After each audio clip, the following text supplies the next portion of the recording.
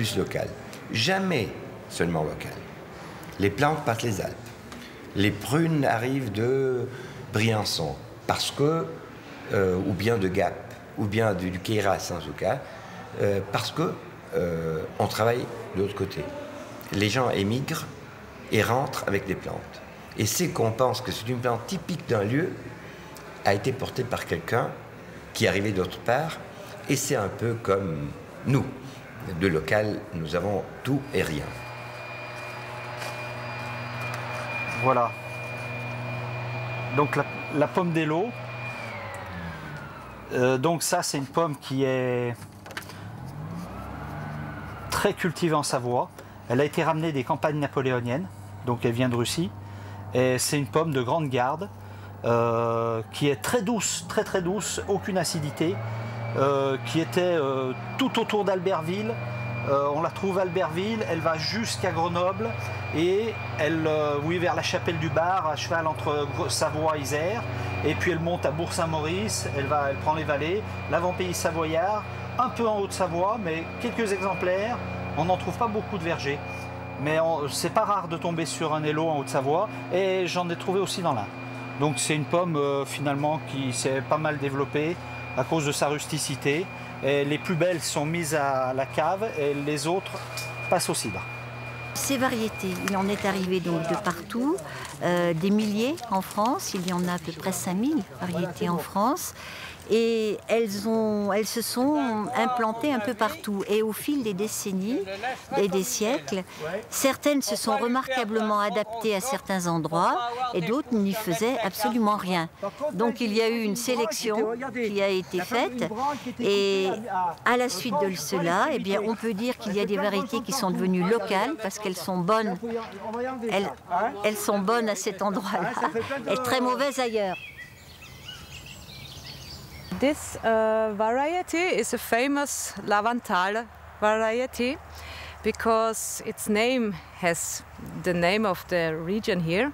It's the Lavanthaler banana apple, but the story is a little bit funny because the origin name was mother apple, and the mother apple is originally from America, from the USA, and the apple is coming here 120 years ago. And it was a marketing gag of the fruit company of the Lavanthaler 120 years in the past.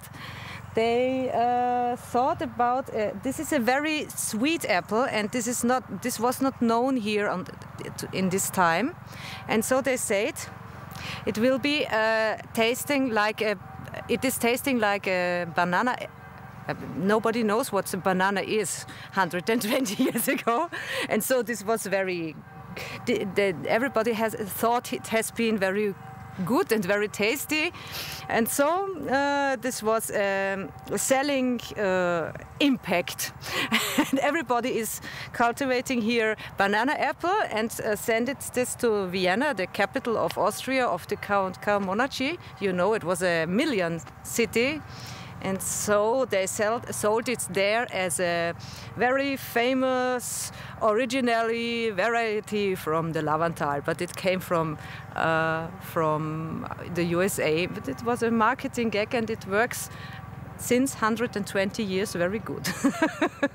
Toutes les variétés locales, ils sont commercialisées dans ce plateau, qui est le plateau de les antiche mele piemontesi, che è un marque que la Provence de Turin a enregistré, antiche mele piemontesi, et le marque de Presidio Slow Food aussi.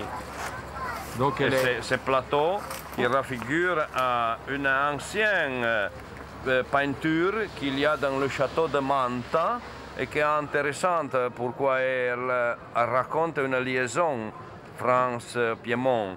La femme de le marché de la Salus, dans le 1400, avait une épouse, une Marguerite de Poix, de Dauphiné. Voilà. Et on célébrait ces mariages avec un cycle de peinture qu'il y a ici au château de Manta.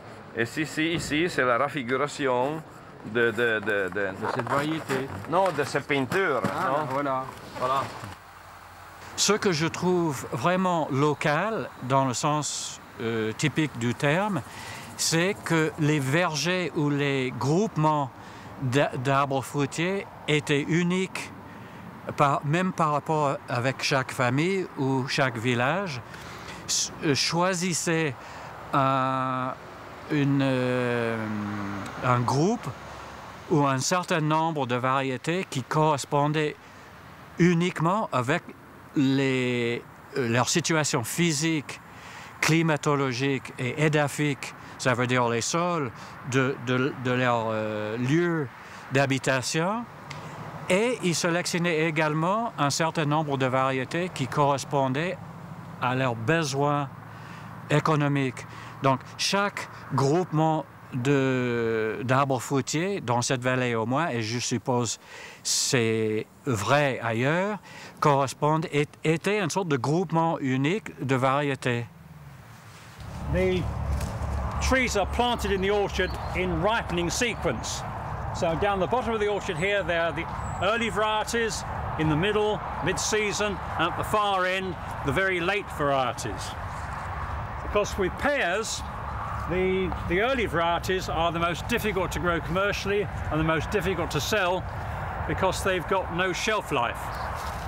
They go over the top and go woolly very, very quickly. So with the early varieties, we have to firstly pick them off the tree to eat them straight away, and you can't store them. With the later varieties, then of course we can store them.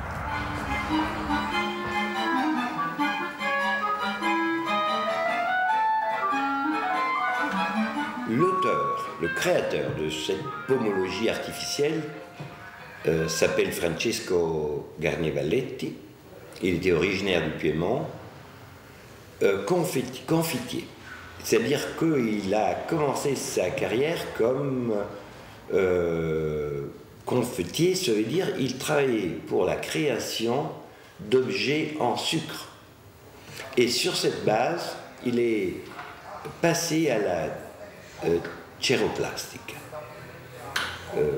c'est-à-dire la réalisation de modèles de fruits et de fleurs en cire. Ce musée propose une réflexion sur la biodiversité. C'est immédiat, c'est-à-dire confronter l'expérience personnelle des gens avec cette mirable variété de pommes, poires, pêches, prunes, etc. Ça pose des questions auxquelles nous ne voulons pas répondre de façon déterminée, mais c'est un aide, nous croyons, à réfléchir sur la biodiversité actuelle. Il y a beaucoup de variétés dans la région. On parle que peut-être on peut avoir plus de 3000 variétés. Et il y a une partie de ces variétés qui sont une distribution très très localisée, très locale. On peut dire qu'on peut trouver dans un village et peut-être au village d'à côté il y aura d'autres variétés. Tenemos también como unos 10 o 12 que veíamos, había un pomar allí abajo junto a aquella cerezal. El prau ese debajo llámase el prau Celso. Y entonces, como no sabíamos cómo se llamaba la clase, pusimos a la manzana de la entrada del prau Celso. Y poníamos la manzana, y una manzanina de color ahí no quedaba muy bien. Que son las clases que hay de cristalina. De cristalina también tienen alguno. Y de clases de antes... Panera y... De panera y de recta panera y de panera parda también tienen alguno.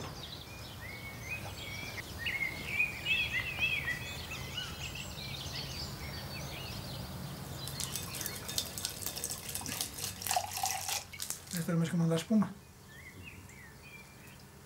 ¿Quieres probar esto? A ver qué te parece. Si on perd la diversité variétale dans les vieilles variétés de pommes et poires et autres plantes domestiquées,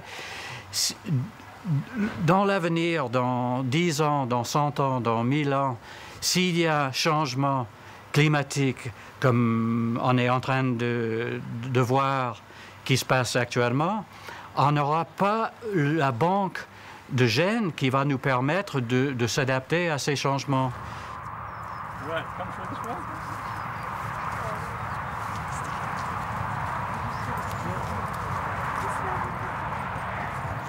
Now this is the apple collection, which is the biggest collection of the lot, and there's something like 2,300 varieties of apple on the site.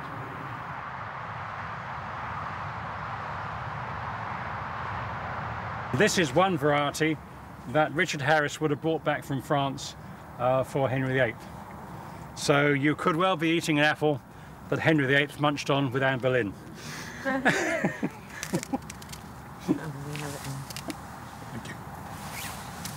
And it virtually died out in this country, and we actually had to go to America to rediscover it because it had been taken over by the early settlers in America and planted over there. So, and then it was able to be brought back to this country and replanted. So, Henry VIII's apple. I thought you'd have wanted a bigger one.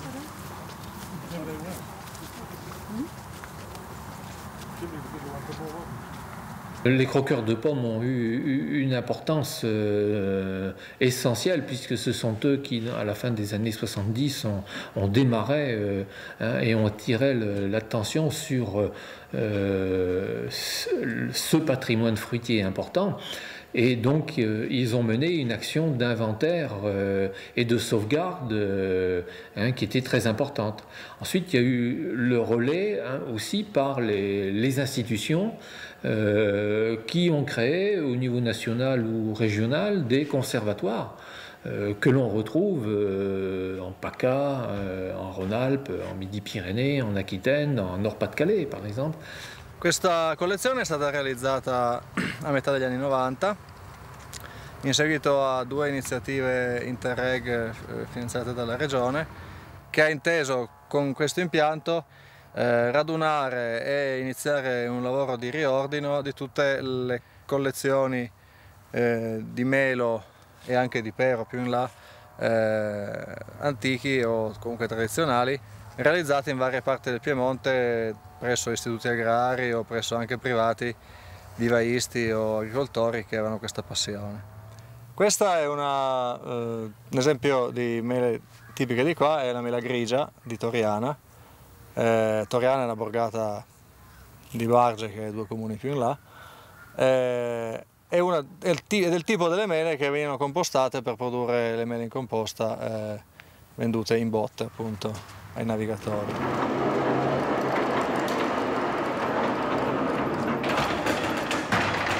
Das Problem ist nur, eine Genbank ist immer so etwas wie ein Zoo für Obstbäume. This one comes from the USA. With a name like New York, it should come from the USA. And this is more of the sort of commercial taste, unlike the last one that had a bit of tang to it, a bit of flavour to it. This one has got plenty of juice and crunch, but the flavour's a bit lacking.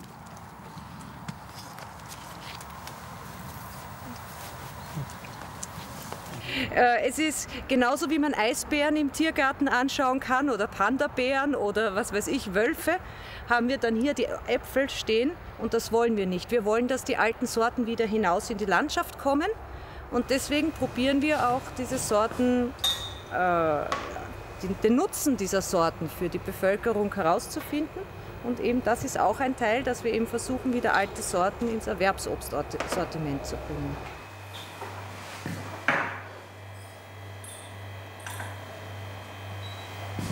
Tout d'abord, ce type de plantations sont des plantations qu'il y a un double fin.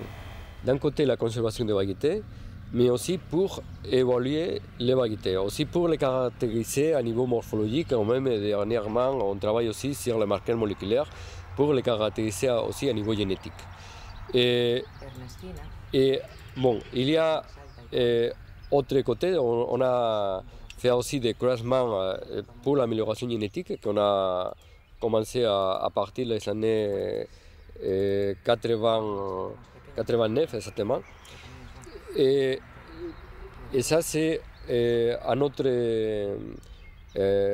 aspect. C'est pour essayer aussi d'améliorer les variétés plus performantes locales. Mais à un moment qu'on sélectionne une variété, ça passe aux pépiniéristes de la région. Il y a quelques pépiniéristes qui fournissent les variétés aux producteurs.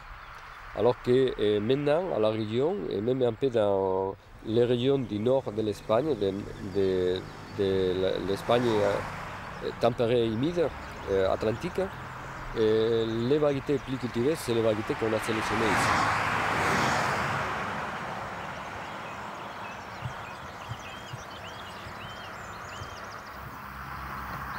Nous, comme on a commencé dans les années 90, on est allé, je dirais, on a fait tout ce travail de sauvegarde et de conservation, mais on est allé au-delà en partant sur l'aspect économique, de façon à ce que ce soit un patrimoine fruitier vivant, hein, en replantant donc dans les vergers, là où ils étaient, chez des particuliers, chez des agriculteurs, de façon à faire vivre ce patrimoine.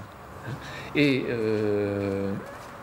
disons la pérennité, si on arrive à la valoriser, faire une valorisation économique de ce patrimoine fruitier, eh ben on aura, je dirais, on s'assurera de la pérennité de la démarche.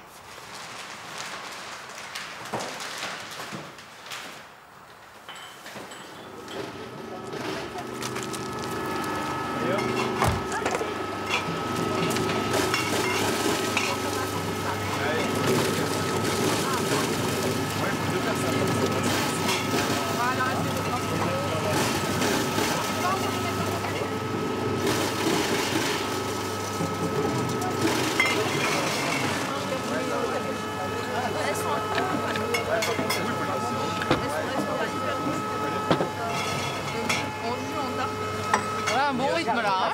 On a un bon rythme. Ah oui, c'est sûr que c'est... Et après, s'il faut qu'on ressorte. Ouais. On n'a pas encore essayé. Bon, après, on part. Voilà, avec la cannelle. Non, mais vous le rincez.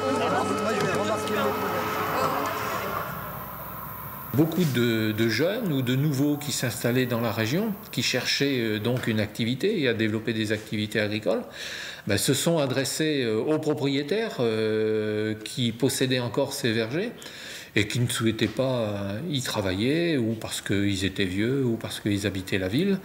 Et donc, ils se sont entendus entre eux, et les jeunes, je dirais, avec l'accord des propriétaires, se sont mis à entretenir ces vieux vergers, à ramasser les pommes et à utiliser les ateliers mobiles pour faire du jus de pomme. C'est pas très chaud, hein? Voilà. Là, il y a le néflier, hein? Et il y a des petites nèfles. Il y en a partout dans les bois ici. Ici, regardez. Le plat préféré des chèvres, les néfliers. Oui. Hein? Avec les frênes, elles aiment bien. Moi, j'en ai un de greffé à la maison. Ah oui. Et donc, il y a eu, je dirais, production de jus de pomme, à tel point que certains ont souhaité qu'on mette sur pied un atelier de transformation beaucoup plus professionnel.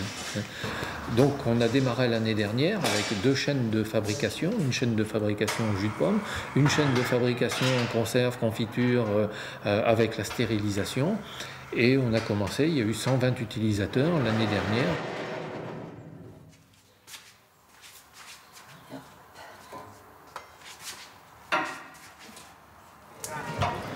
Spalmela. Spalmela è una crema di mele grigie di Toriana, che è una delle varietà più rappresentative delle antiche mele piemontesi. Più rappresentative perché solo fino a 50 anni fa qui sul territorio pinerolese si producevano 200.000 quintali di grigie di Toriana. 200.000 quintali è una produzione importante, 1/5 della produzione piemontese di solo questa varietà che sta scomparendo. Ha una polpa molto fine, bianchissima, difatti si presta a fare purea di mele e noi la valorizziamo facendo la spalmela, cioè estraiamo la purea e la mischiamo a zucchero e a cacao facendo questa crema da spalmare, insomma, che dovrebbe essere una leccornia e difatti lo è per i bambini.